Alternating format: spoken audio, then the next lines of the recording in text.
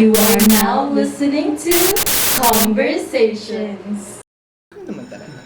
So ayun nga po. How do you balance passion po sa practicality? Kasi let's be honest, may mga parang mainstream idea sa program natin. Yes. And ano pong masasabi nyo sa pag-balance ng passion at practicality? To be honest, sabi nila nun, parang wala ka namang pera dyan. But in commerce, kasi, pakay, sorry. Hindi ba? Pangarap namin to. Pangarap to. Yeah, hindi naman kayo nagpapaarasal. Tama. Tapos nung nung fourth year na ako, yun na yung sinasabi kong power of collaboration. Parang every passion projects dapat. Hindi ko naman nilalet na yung passion project ko, wala din ako makukuha eh. Doon ka makaka-widen ng connections, referrals, doon na. Networking. Importante yun, mag-widen ng networking as Ayan lagi sinasabi sa atin. as soon as now, kapag college pa lang kayo, build a creative community or sumali kayo sa mga community na parang same wavelength kayo ng passion nyo. And yun, magiging helpful siya and makakaroon ka ng connections, networks, ganun. And also, referrals, parang ganun. And nababalance ko siya kasi yung mga passion projects ko kasi may mga times na ako na yung kinukuha nila next shoot at binabayaran na ako.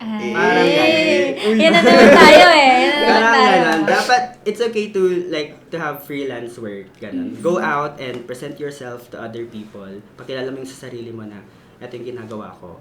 And then yun, dire-diretso na. As long as you know how to communicate with people and as long as you have community here in Baguio, madalihan na lang mabuhay. Mapapakain ka ng passion mo. Mapapakain ka ng passion mo. Totoo lang. Okay, so for our next question. So far, what are the biggest challenges na naharap mo in photography and content creation? And how did you overcome them? Sabi ko kanina sa photography kasi, parang sabi ko, gusto ko maging next PG Pascual. Ganyan. Pero, since may mga classmates, batchmates din ako na, nauna na sila, nag-work na sila sa Manila with big company, ganyan. Yun yung parang, ko nun, inner saboteur ko na parang, ay, shit, parang, kailan ako? Parang gano'n. Yun yung parang challenge ko talaga sa photography. Pero, technical-wise, parang wala pa naman akong na-experience na challenge. Technical-wise. Parang more on like, life lang. Yung career mo lang talaga. Na parang, okay, parang kailangan ko pang magtrabaho, kailangan ko magsikap, parang mapapunta din ako sa ganong level ng career nila, parang ganun. But na-overcome ko yun kasi, parang in-appreciate ko lang kung ano yung meron ako ngayon. Parang ganun. Since medyo medyo may mga connections na rin ako din sa Baguio. So parang okay na rin sa akin yun, na kilala ko sila, kilala din nila ako. Parang As a photographer. as a photographer.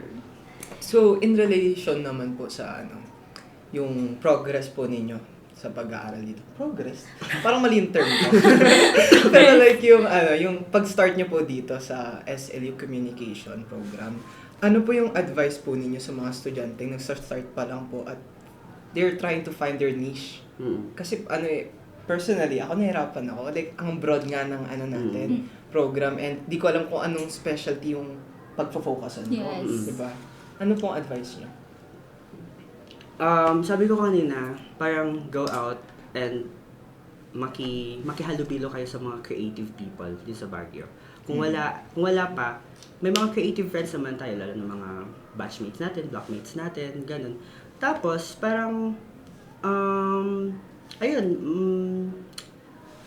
sa mga kasi, same kasi ako nun, parang nung pag-shift ko dito, parang hindi ko pa, since photography yung ko, pero hindi ko pa siya parang gamay yung photography. Parang kailangan ko pa ng maraming skills to parang widen my knowledge in photography, ganun.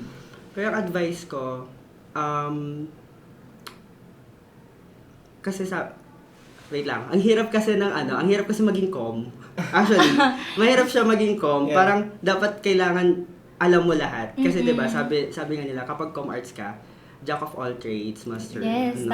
tama. Yeah. Tama. Parang oh my god, ang daming nangyayari.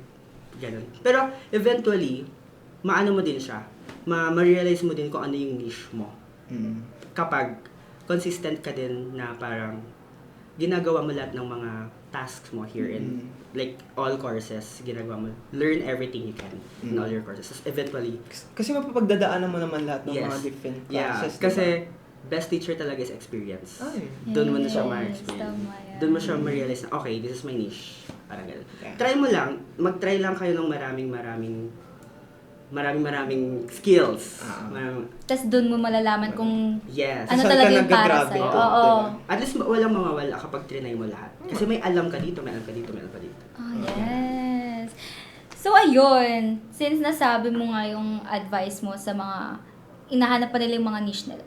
Ano naman yung advice mo para sa mga senior high student na gustong i-pursue na yung photography and content creation pero unsure sila sa job stability? Ano lang, follow your heart lang. Kasi dati din nung senior high ako, graduate ako, I was peer-pressured. Oo, nasabi mo nga, di ba, Yeah. naggaling kang biology. Oo, lahat kasi ng tapos, friends ko parang, ay, nag-medical courses sila. Ganyan. So, dapat ako din, sabi ko. sumama. Hindi nagpatalo. Sumama. Hindi nagpatalo. Sumama siya.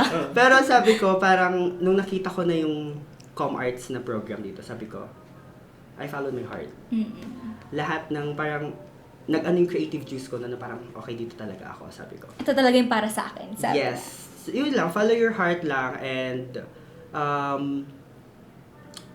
ano lang, create lang. If you are able to create, doon, magiging creative person ka. Yes. Yes. And the world needs your creativity. Yes, Yeah. tama, Importante. correct. Art is important. Yes. Yes. Okay, for one of our last question. Actually, last na yata siya. Ay, ito ba? Meron ba Last ba? na siya. Last na siya. Last na siya. Ito na. For the winning question. Ay. If you could go back to your time as a BA Com student, what is something that you wish you had known earlier? Wala. Joke lang po. Sige, uwi na tayo. Okay, knock up na po. Knock up. Knock up na. Okay. Seriously Go. speaking, actually, parang after graduation, parang hindi naman nagkulang ang Com Arts sa lahat ng media-related courses. Parang lahat na-experience ko, lahat parang may alam ako, parang gano'n.